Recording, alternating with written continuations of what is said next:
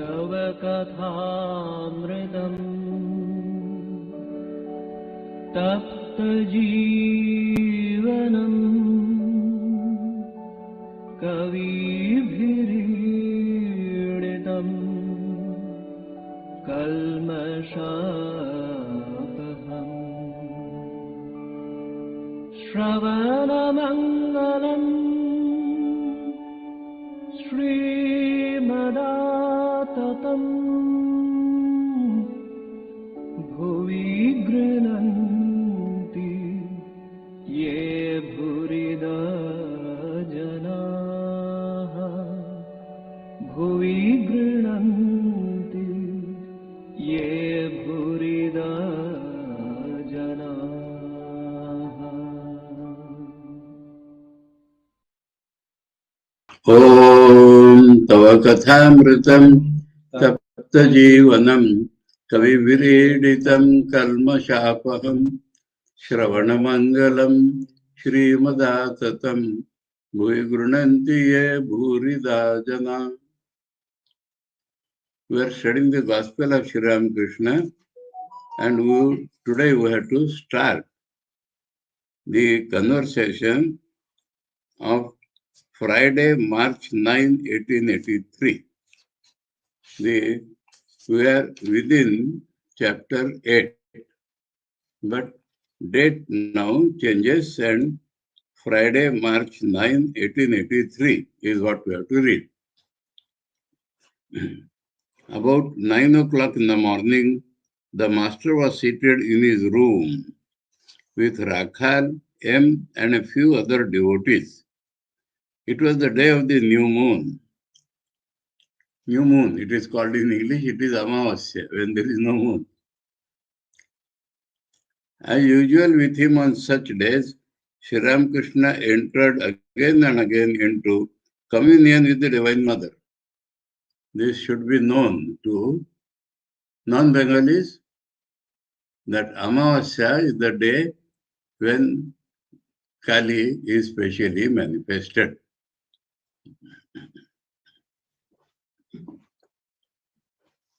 He said to the devotees, God alone exists and all else is unreal.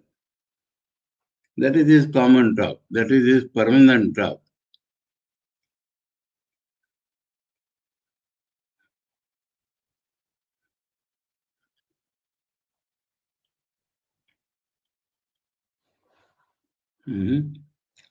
Tini bolite chen. He's talking. Okay. The Divine Mother has kept all deluded by her Maya. Maya means something which is not there appears. And this is due to God's power of appearing in many forms which are not real. So that is called Maya. And that is ascribed to Divine Mother because she is the power of Brahman to appear as the Word. Look at men. Most of them are entangled in worldliness. So first point is worldliness. Worldliness means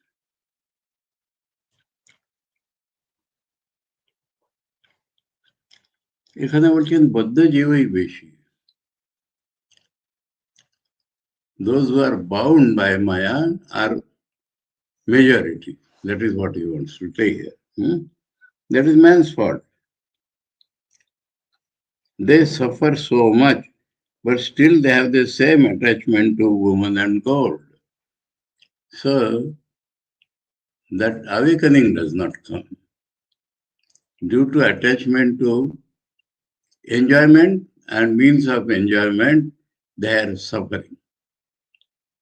But they are not aware of that. So he says mother has kept them deluded, and then he shows from man's side. The camel eats thorny shrubs and blood gushes from its mouth, still it will eat thorns. While suffering pain at the time of delivery, Another example, at the time of delivery, tremendous pain is there, tremendous, unbearable. A woman says, I shall never go to my husband again. But afterwards she forgets, attracted by the enjoyment. The truth is that no one seeks God. So they do not seek God. God has to be sought. There are people who eat the prickly leaves of the pineapple and not the fruit. There are people like that. Another example given is that the small worm sits on the udder of the cow and eats the dirt accumulated there, though milk is flowing from so near and is not aware. So pineapple is extremely tasty within, but the prickly part is there. In that itself they eat. This is of course allegorical.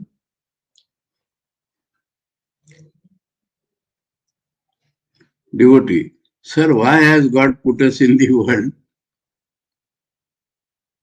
What reply Thakur will give to that? Where in the world and how to get out, he will show. He will not tell why. Master, the world is the field of action. So a new thing has come to the gospel. Up till now, knowledge and devotion, and now he tells the world is a field of action. Karma. There was a talk by Master Masha, and Thakur had told everybody has to do karma. That was a long back, 24th August 1882. But after that now, again the topic has come.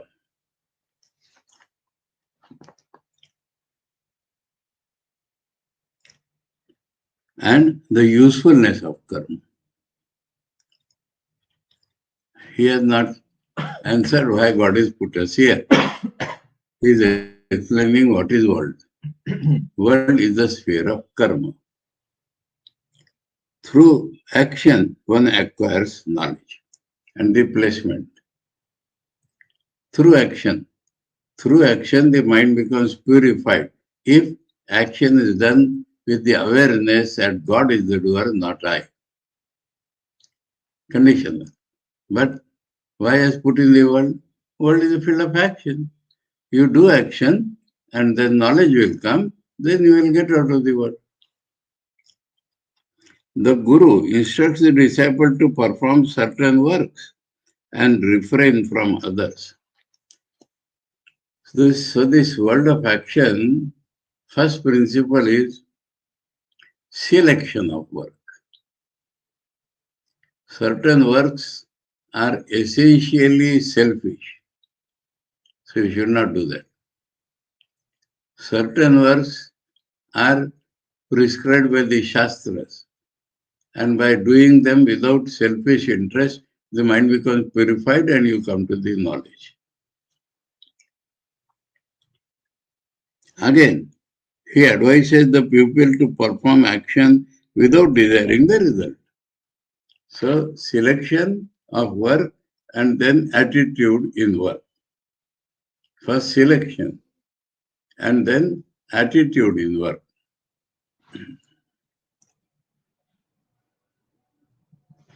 The impurity of the mind is destroyed through the performance of duty. So why has put in the world? Because the world is full of action. And we have to do that action. Without doing action, the mind will not be purified. You have to select the action and do it with proper attitude. It is like getting rid of a disease by means of medicine under the instruction of a competent physician. So, need of the Guru, and Guru will tell you which are actions to be done, which are to be avoided, and how the attitude should be proper. In the Bhagavad Gita, it is there. Karmanapi buddhavyam buddhavyam cha vikarmana akarmanasya buddhavyam gahana karmano gati. Why doesn't God free us from the world? So, we are bound. And that is why we are in the world. That is the point. God has put because we are bound. Why doesn't God free us from the world? He will free us when the disease is cured. So, if the mind is pure, you have done your work, the mind is pure, you have got knowledge, then the disease is gone. He will liberate us from the world when we are through with the enjoyment of woman and gold. So, if you are satisfied with woman and gold, we are entangled. When we are through, that means we have seen enough and we have come out. Then we are free. Once a man registers his name in the hospital, he cannot run away.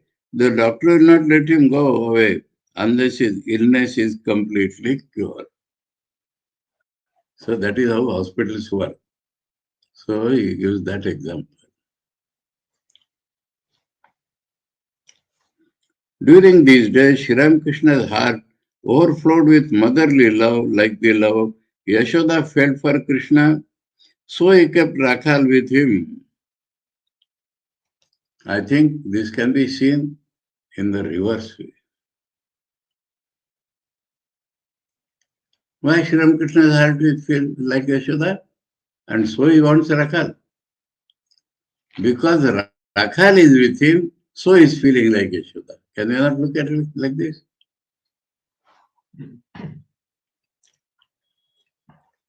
So he kept Rakhal with him. Rakhal felt toward the master as a child feels toward the mother. And so Thakur has responded by becoming mother. He would sit leaning on the master's lap as a young child leans on its mother while sucking her breast. Now, example of child sucking breast. And like that, Rakhal is sitting. Rakhal is sitting in such a way, it appears that he is sucking the milk. In Bengali.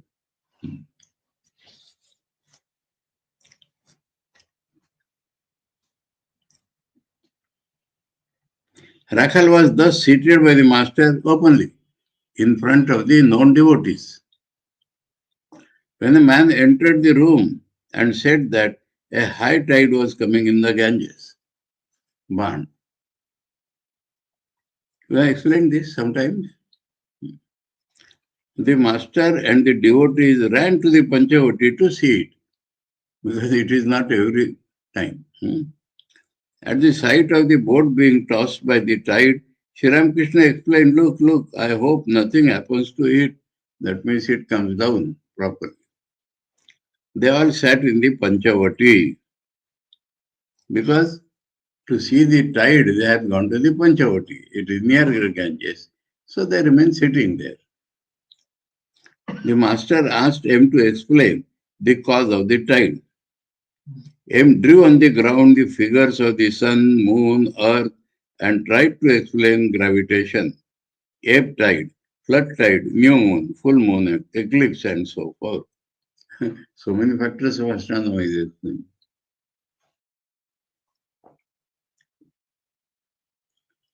People want to know this. Moon rotates around the earth. No, it is not a circular motion. So at some point he comes very near the earth, comparatively. And it attracts the water. It attracts, earth attracts the moon, moon attracts the earth. But what is available for attraction, that is attracted more. So the solid earth is not going to moon. But when moon is near, the water can move and water is attracted by the moon. Now by that attraction, water swells and the ocean, the water as if is coming outside the ocean. Now those rivers which are going to the ocean, so for some length, the water of the ocean is flowing down, you may say, to the ocean. But due to this water being pulled by moon, of water of moon, water of ocean, so it climbs over the water which is going down. And that is the ebb tide.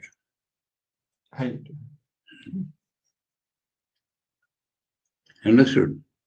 This water is going down and water in the ocean has swelled. So it rides above this and comes. That is the ebb tide.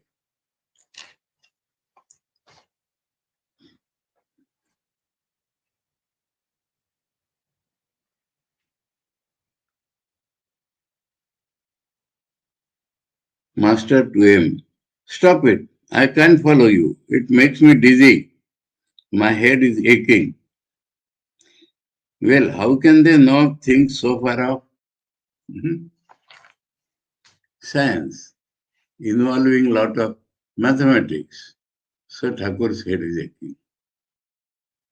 He does not want to calculate anything of this world. That is the idea. Because the world is unreal.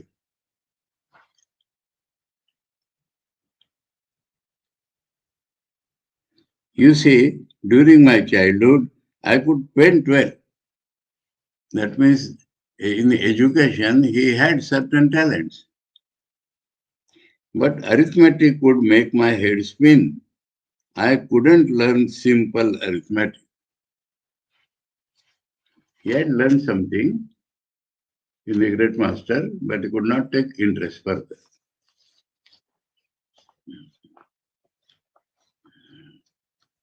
Lot of mathematics he had learned, but not more than that. He was not inclined towards that. Sri Ramakrishna returned to his room with the devotees.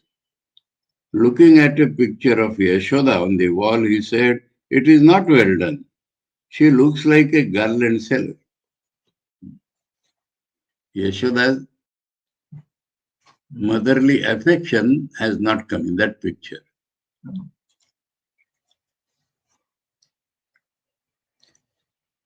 The master enjoyed a nap after his noon meal. Enjoyed? It could be the better word. Ektu Vishram Koriache. Enjoyed. He could have said he had rested a little after noon meal.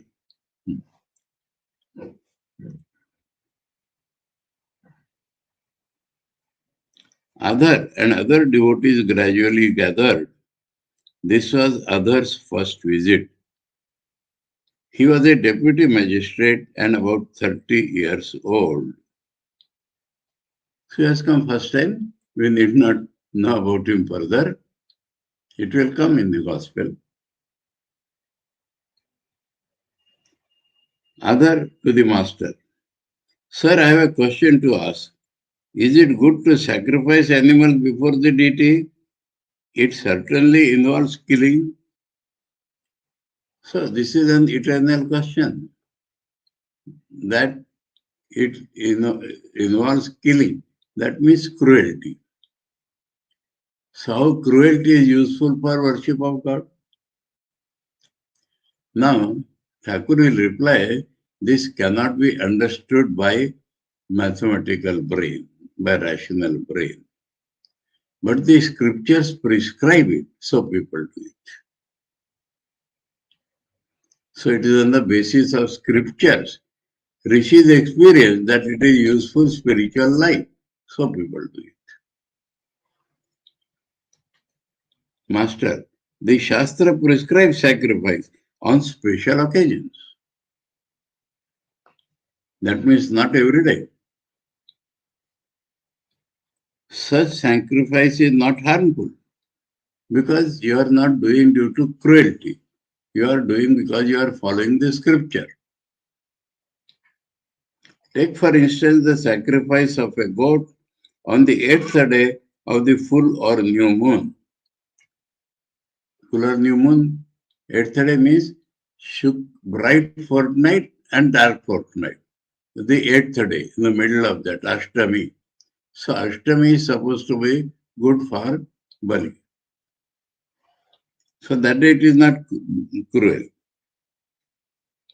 But what you say is correct. Those whose hearts have become very soft, they cannot kill, they cannot even look at that. So he accepts the point in other saying, but says it is to scriptures that people are doing, not out of cruelty, and that is not harmful. I am now in such a state of mind that I cannot watch a sacrifice. He cannot watch a sacrifice. Also, I cannot eat meat offered to the Divine Mother.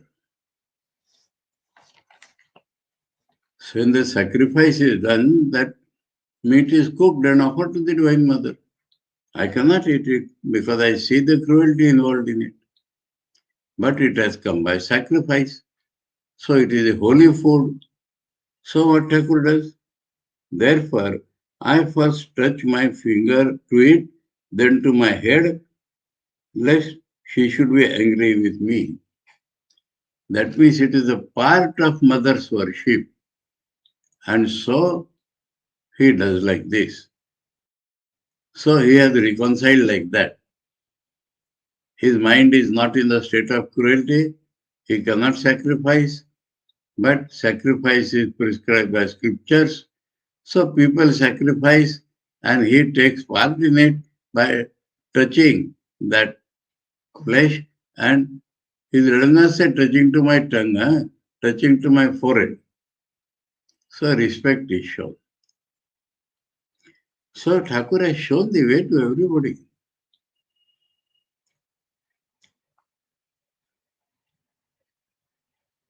Again, in a certain state of mind, I see God in all beings, even in an ant.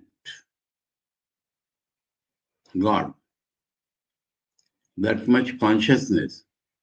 For him, it is consciousness means God.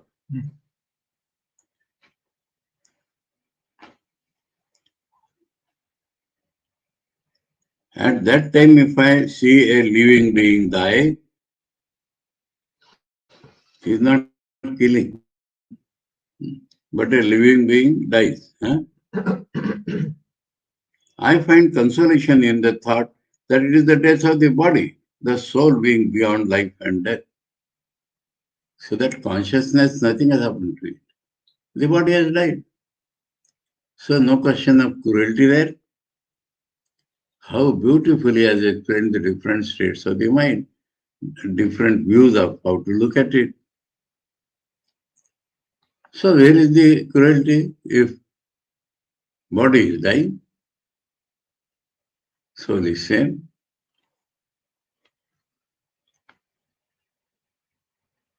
The soul being beyond life and death. One should not reason too much, so he comes to that conclusion. By reason you cannot understand. It will appear like cruelty. He has explained everything. That people are doing due to Shastras being prescribed. On the top of that, don't exercise brain. That is more clear.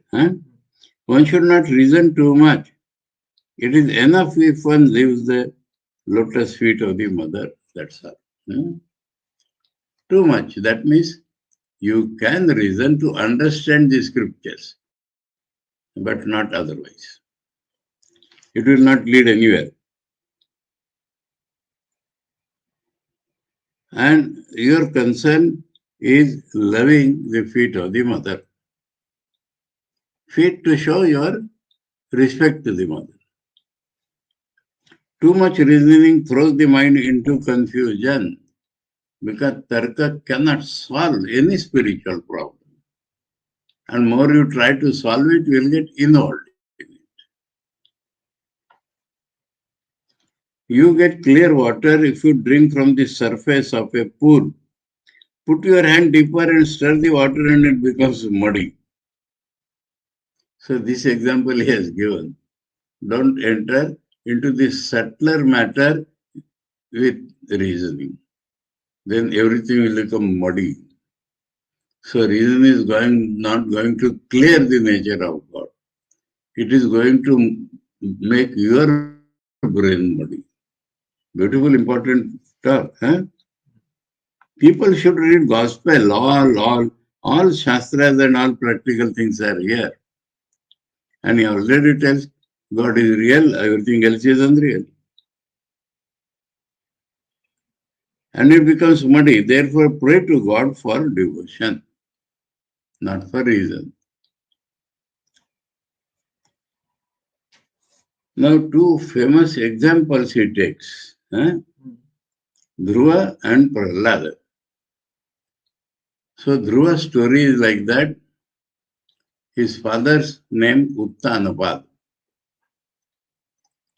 Very suggestive names, meaningful names. Uttanapad means a man having high seat. And he had two wives. The elder wife's name is Suniti, good morality. And her son is Dhruva, the constancy of life. The junior wife's name is Suruchi, good taste. And her son's name is Uttama, the good things of the world, the best thing of the world. Now she has become dearer to the king, so his discrimination is gone. Instead of Suniti, Suruchi has become dearer. And so Suruchi's son, Uttama, goes and sits on the lap of his father. Now Dhruva is near about. So seeing that, he also feels that I should sit on the other lap of the father. And father welcomes him. But when Suruchi looks at it, she doesn't like it. And she pulls him down and said, to sit on your father's lap, you should have been born from me. He feels hurt. And he tells his mother that I will do penance, I will do tapasya in such a way that nobody will pull me out of my seat. So Thakur is referring to him and telling him, behind Dhruva's devotion there was desire, something world. He practiced austerities to gain his father's kingdom. So it is in some Puran. We know that he met Narada on the way, and while you are going away, he told like this. Then Narada says there is no place which is a fixed place except with God. So you practice for God and did that and obtained. That is how we know. But in so many Puranas, the story is twisted in so many ways. So here we see that instead of a fixed seat, here it is told he wanted to get the kingdom of his father. So desire.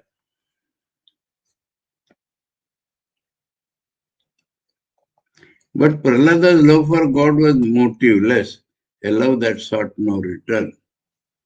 Prahlada's case is that though he is born of a Daitya family, his mother had devotion. And when Prahlad was in the womb of the mother, Narada used to come and daily talk about God to the mother. So that influenced the womb. This is an important factor, that sensitive minds, they are alert in the womb of the mother, though they have not yet come out. And they can learn, understand. We have several examples in Indian history. Abhimanyu, Arjuna's son. So Arjuna was describing to Subhadra, his wife, how a man can enter that Chakra. wheel sacrifice, chakra view. There is a method of entering and there is a method of coming out. But at that point, some disturbance came and he could not tell Subhadra of how to come out. And that much Abhimanyu had heard. And the Kauravas played a trick and they were pulled Arjuna and Krishna and somewhere else. Arjuna knew, others did not know. Abhimanyu knew half. So when Dronacharya made that view, then there was perplexed. Abhimanyu said, I know how to enter, but I do not know how to come out. So Bhima and other things, especially Bhima told, there will be no need to come out. You go, we will follow you and break that view from inside. No, that could not happen. The Jayadratha had a boon that on one day you can stop all Pandavas except Arjuna. So Arjuna not being present there, he stood and he did not allow other Pandavas to enter. And then by very foul means, 7 warriors fighting against a single, they killed Abhimanyu. So this learning in the womb is there. Another example in Vedanta often quoted is Vamadeva, while from the womb itself is telling that I become free. I have cut all the bondages like a bird of prey cuts the iron bars of the cage and I am free. So there are enough examples, so we cannot deny that. For that I said. So Prahlada came out as man of knowledge and bhakti, full knowledge and full bhakti. And so his bhakti was motiveless. What is motiveless bhakti? God is the, Yudhishthira said, we referred that day. God is the sublimest object in the world. So we love it.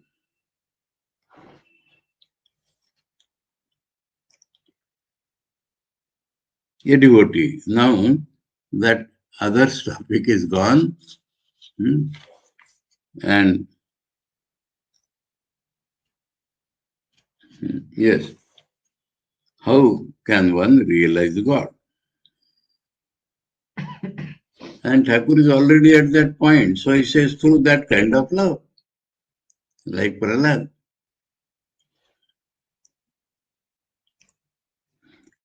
But one must force one's demand on God.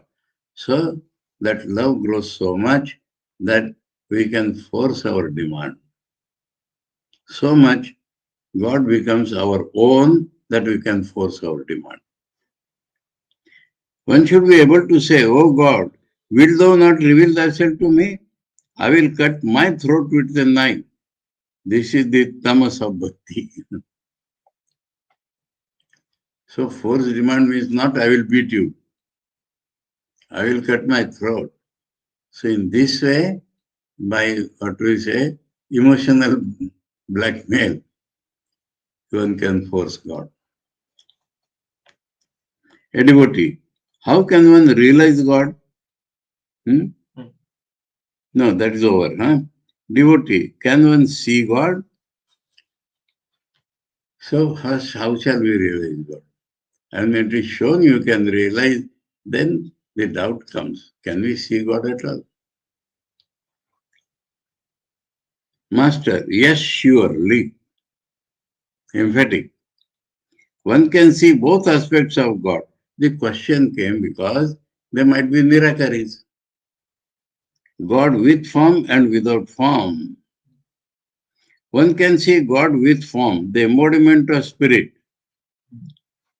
No, a slight doubt has arisen in my mind. Because he said we can see both form. And then he does not refer to the formless. So just a doubt in my mind. We cannot doubt Master Mahashaya, but embodiment of spirit.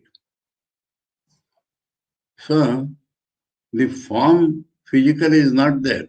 The spirit or consciousness has become congealed. So, that refers to Nirakar. And about Sakar is telling something more. God can be directly perceived in a man with a tangible form. So, God form, many forms are there, divine forms and all that. But in a man, it is tangible. That means the manifestation is much more. You can see. And what type of man? Seeing an incarnation of God is the same as seeing God himself.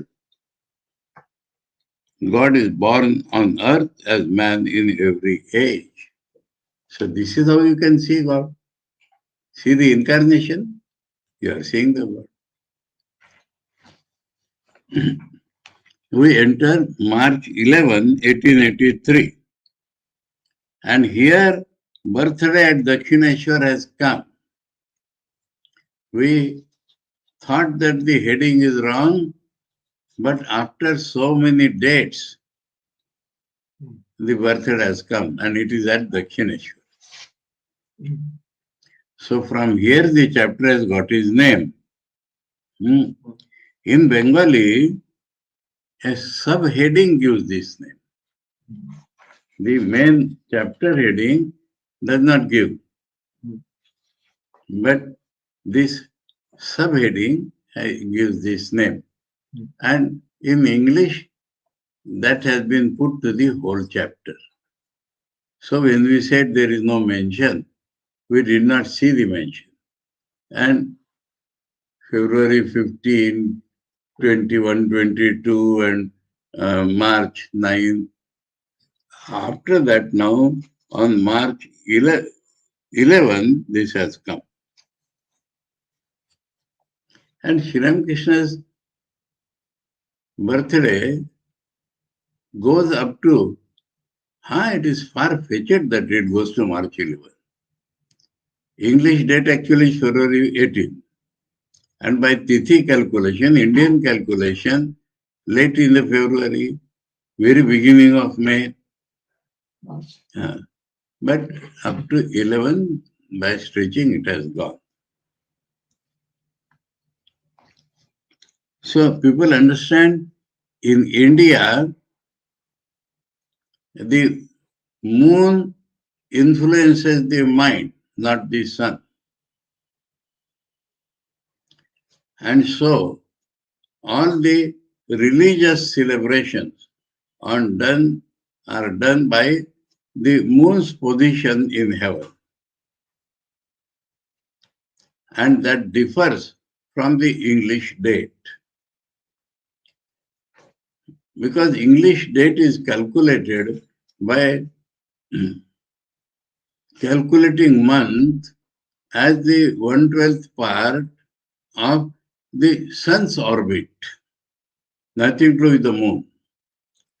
But in India, because moon influences the mind, so religious observances are calculated with the position of the moon. And so according to English calendar, it shifts the date.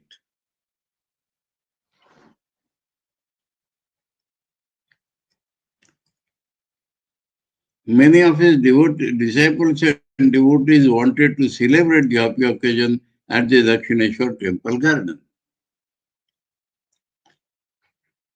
In Sri Ramakrishna's presence. From early morning, the devotees streamed in, alone or in parties. After the morning worship in the temples, sweet music was played in the Navad. It was springtime, March. The trees, creepers, and plants were covered with new leaves and blossoms. The very air seemed laden with joy, and the hearts of the devotees were glad on this auspicious day. Master Masha catches the natural beauty to the joy in the heart.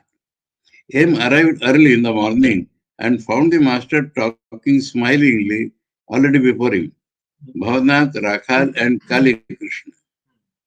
Now, this Kali Krishna appears a new name. Once, perhaps, we had read about him. He is Bhavanath's friend. M prostrated himself before him. Now, Kali Krishna is a famous name of Pujaniya Swami Virajananda Ji Maharaj. But he did not come in Thakur's lifetime. So this Kali Krishna is somebody else. And it is given that he is Bhavanath's friend.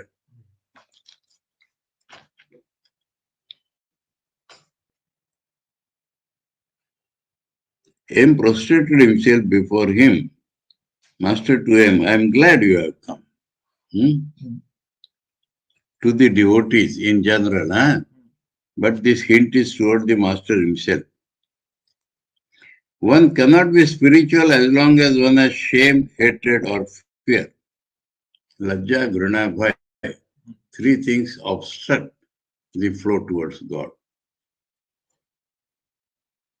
Example, great will be the joy today, but those fools who will not sing or dance, mad with God's name, will never attain God.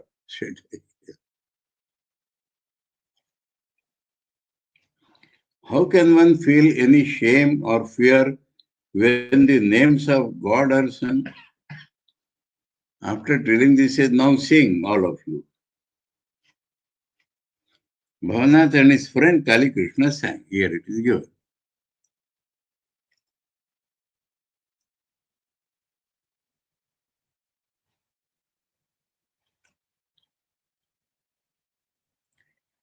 Thrice blessed is this day of joy. What is the thrice blessed day? Buddha's day. The song must be referring to Bhagwan Buddha. He was born on that day, he attained his freedom on that day, and he left the body on that day. So it is called thrice blessed day. In Bengali, actually, thrice blessed day is not mentioned, but 3 times blessed is said. Dhanya, dhanya, dhanya, aji dina anandakari. May all of us unite, O Lord, to preach thy true religion here. And Brahma sang most really. In India's holy land, thou dwellest in each human heart. That is not connected. To preach religion in India's holy land. Thou dwellest in each human heart, thy name resounding everywhere. Fill the 4 quarters of the sky. Today the devotees proclaim thy boundless majesty. So about any incarnation's birthday, it can be. We seek not wealth or friends or fame. O Lord, no other hope is ours for thee alone. Thy devotees long with unflagging love.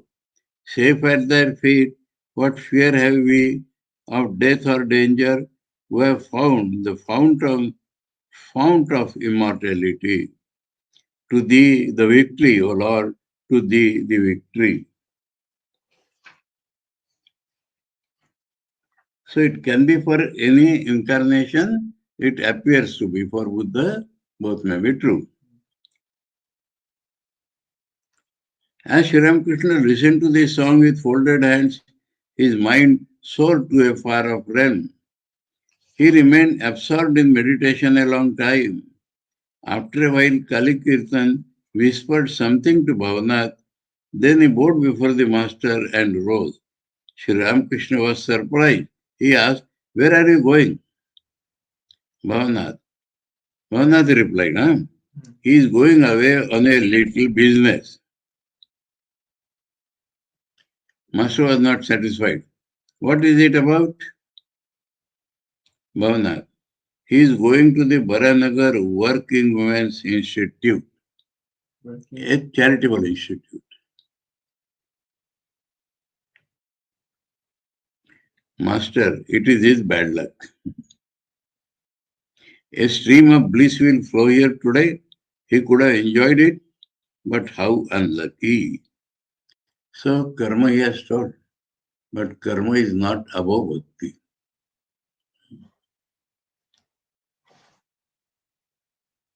Sri Ramakrishna did not feel well, so he decided not to bathe in the Ganges.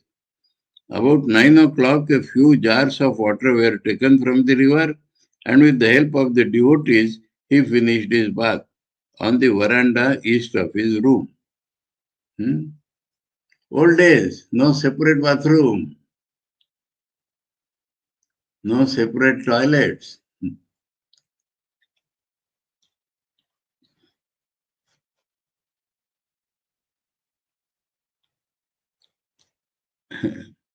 We were looking for a house in our hometown. And we entered a house and said, this bungalow seems nice. The owner said, it's not a bungalow, it is a koti. And we found that there is no latrine. So he said, where is that? Now we go to the forest.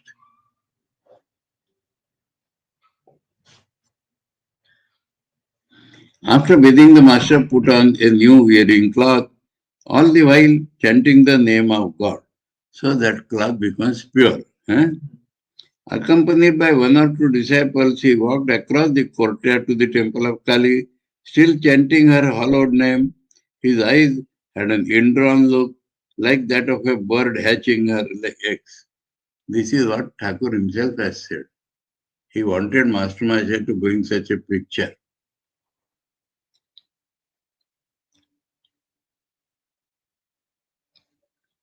On entering the temple, he prostrated himself before the image and worshipped the Divine Mother.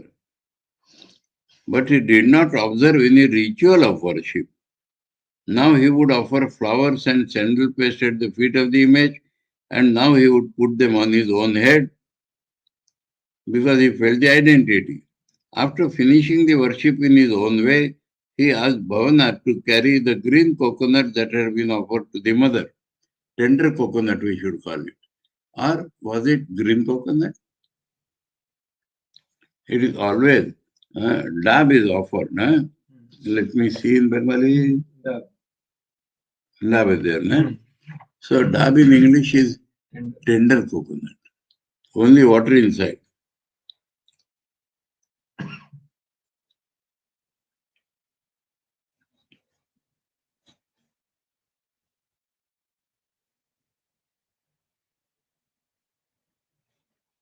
He also visited the images of Radha and Krishna at the Vishnu temple.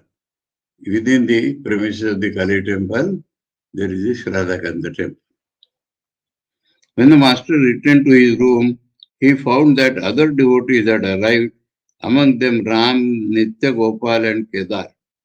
They all saluted the master, who greeted them cordially. He asked Nitya Gopal, who was seen in the last chapter, will you eat something now? Yes, the devotee answered.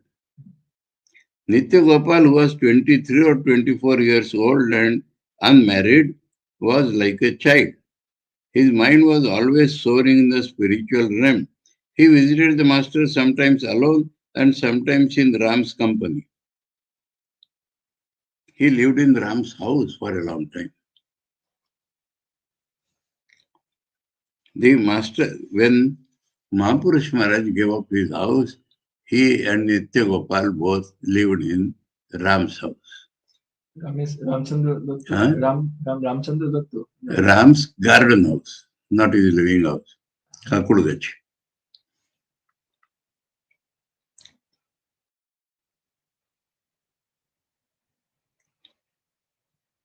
The master had observed the spiritual state of his mind and had become very fond of him. He remarked now and then that Nitya Gopal was in the state of a Paramahansa. But we know two things. One is that he warned him to mix with that girl. And secondly, he said he does not belong to this place. That means his attitude was different than Sri Ramakrishna. But the fact is they replaced him.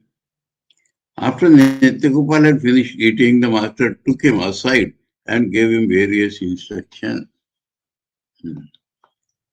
So, Sri Ramakrishna is loving the devotee irrespective of whether he belongs to him or not.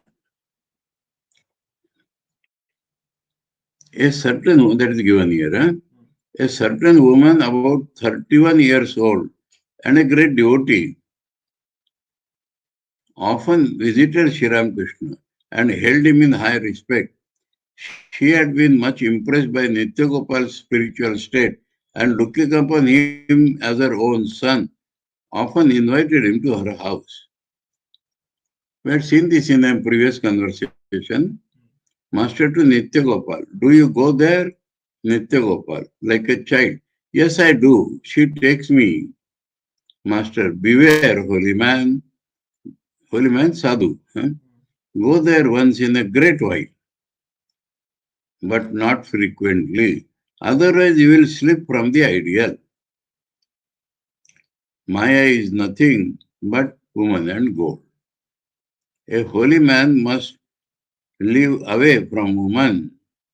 All sing these, even Brahma and Vishnu struggle for life in that whirlpool. So it is relatively told that it is there.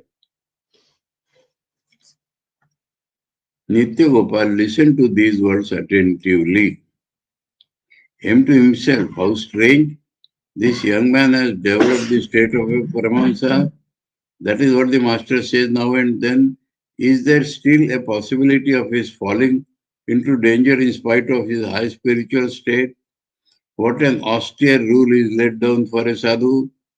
He may slip from his ideal by associating intimately with women. How can an ordinary man expect to attain liberation unless such a high ideal is set by holy men? Especially attribute this to his being a sadhu.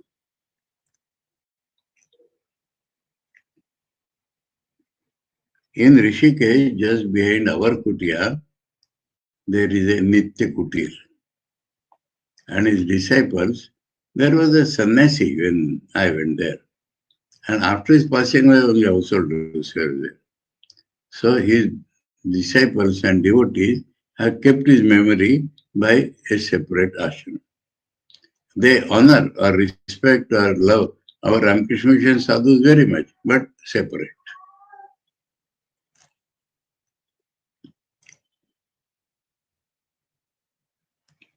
The woman in question is very devout, but still there is a danger. Now I understand why Chaitanya punished his disciple, the younger Haridas, so severely. In spite of his teacher's prohibition, Haridas conversed with a widow devotee. But he was a sannyasi. Therefore, Chaitanya banished him. What a severe punishment. How hard is the rule for one who has accepted the life of renunciation. Again, what love the master cherishes for the devotee. He is warning him even now, lest he should run into danger in the future. So all this is Master Masha's reflection on that. Beware, holy man. These words of the master echoed in the hearts of the devotees like the distant rumbling of thunder. Sadhu Savadan. You know something of this Savadan? Parade. Parade, morning parade. Ramdas Swami. Ramdas Swami, he was his guru. Now he was full of vairagya from the beginning. But his mother was imploring him to marry. And he was not accepting. The mother said that for my sake, you stand on the altar. For marriage in Maharashtra, they erect an altar. And a screen is put between the would-be groom and would-be wife. And they chant 8 mantras. And at the end of each mantra, they say, Vadhuvaryo Shivam Bhavatu Savadhan. Now let holy thing happen to the groom and bride, and people should be attentive. Savadhan is for people. But Ramdas Swami heard Savadhan once, second time, third time, and he ran away. I have agreed to mother to stand on the altar, I have stood. And he ran away. So that is Savadhan, Sadhu Savadhan. He came back to his house 12 years afterwards, after attaining Rama's vision. So he's called Ramdas. His name was otherwise Narayan.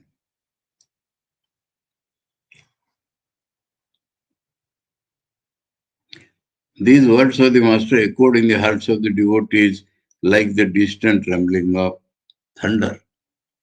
The Master went with the devotees to the northeast veranda of his room. Among them was a householder from the village of Dakshineshwar who studied Vedanta philosophy at home. He had been discussing Om with Kedar before the Master. He said the eternal word, the Anahata Shabda, is ever present both within and without. Anahata Shabda means sound is produced by vibration. Sound is produced by something hitting upon something. But the original sound which yogis and Vedantis hear is produced without being hit upon something. So that is called Anahata Dhvani. The origin of Om.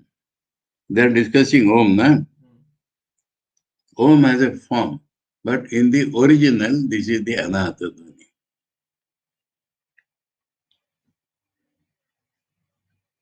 Is ever present both within and without, Master. But the word is not enough. There must be something indicated by the word. Understood? World cannot explain God, but what can indicate? Can your name alone make me happy? Complete happiness is not possible for me unless I see you. Devotee, the eternal word itself is Brahman. Shabda Brahma Desi. Master to Kedar. That man may not understand, so Kedar will understand. Oh, don't you understand? He upholds his doctrine of the rishis of olden times. They once said to Rama, "Oh Rama, we know you only as the son of Dasharatha. Let sages like Bharadwaj worship you as God incarnate. We want to realize Brahman, the indivisible existence, knowledge, bliss, absolute." At these words, Rama smiled and went away. So Rama was an incarnation, and during Rama's lifetime, 12 rishis only understood that he is God. And the prominent among those 12 was Bharadwaj. And so the other sages worshipping only Nirakar. So they are telling Rama, you are a very nice boy, we know. But Bharadwaj tells you are an incarnation. That we do not understand. Now, one small comment on this is, among the rishis, 12 people knew. Among the rishis, only 12 people knew. No others' names we do not know. But Shabari knew, Guha Chandal knew, so it was not necessary to become a rishi. A devotee can know easily. Understand this point? So,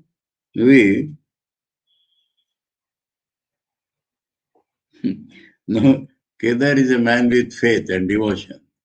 So he likes this idea and says, those rishis could not recognize Rama as an incarnation of God, they must have been fools. Sri Ramakrishna, seriously, please don't say such a thing. People worship God according to their tastes and temperaments. So we stop here. We'll take it from here again. Om Tava Kathāmritam Tapta Jivanam Kavi Viriditam Kalma Shapaham Shravanamangalam Srimadasatam Bhuvi Grunanti Ye Bhurida Jana. Om Shanti Shanti Shanti. Hare Om Tat Sat. Sri Ramakrishna Arpanamastu.